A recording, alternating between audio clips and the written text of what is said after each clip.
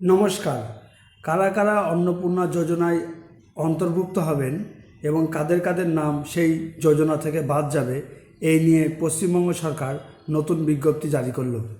1 June 2026 থেকে মহিলারা পাবেন 3000 টাকা। এ তো সকলেই আমরা জানি, কিন্তু এরপরে যে নিয়মগুলো চালন করা হলো তা হলো মহিলাদের বয়স হতে হবে 25 থেকে 60 বছরের মধ্যে।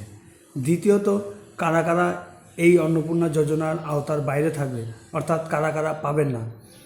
যে সমস্ত মহিলা রাজ্য সরকার অথবা কেন্দ্র সরকারের আন্ডারে চাকরি করেন, স্যালারি পান, অথবা কেউ পেনশন পান, অথবা কোনো মহিলা ইনকাম ট্যাক্স দিয়ে থাকেন, পঞ্চায়েত, পৌরসভা, বিভিন্ন দপ্তরে, স্কুল এডুকেশন ডিপার্টমেন্টে, টিচিং, নন টিচিং যে সমস্ত মহিলারা যুক্ত আছেন, তাদেরকে এই অন্নপূর্ণা যোজনার আওতার বাইরে রাখা হয়েছে।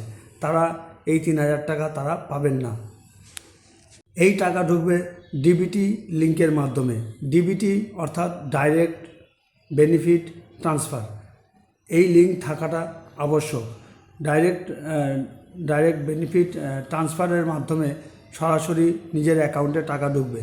তার জন্য প্রয়োজন, যে সমস্ত মহিলারা এই যোজনার অন্তর্ভুক্ত থাকবেন তাদের নিজস্ব অ্যাকাউন্ট থাকতে হবে, তাদের ব্যাংকের সাথে, মোবাইল নম্বরের সাথে, আধারের সাথে লিঙ্ক থাকতে হবে।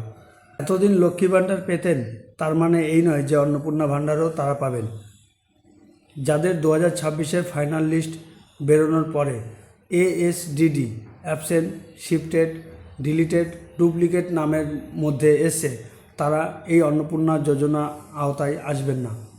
যাদের নাম ডিলিটেড আফটার অ্যাডজুডিকেশন অথবা ট্রাইব্যুনালে অ্যাপ্লাই করেছেন, তাদের নামও এই যোজনার বাইরে রাখা হয়েছে। যারা এতদিন লক্ষ্মী ভাণ্ডার পেতেন না অথচ তাদের বয়স 25 হয়ে গেছে, তাদের জন্য 2026 সালের 1 জুন থেকেই নতুন পোর্টাল চালু হবে, অন্নপূর্ণা পোর্টাল চালু হবে। সেখান থেকেই আপনারা নতুনভাবে অ্যাপ্লাই করতে পারেন। যে যে নিয়ম বললাম তার বাইরে যারা থেকে থাকবেন, তারাই এই যোজনার অন্তর্ভুক্ত হতে পারবেন। নমস্কার।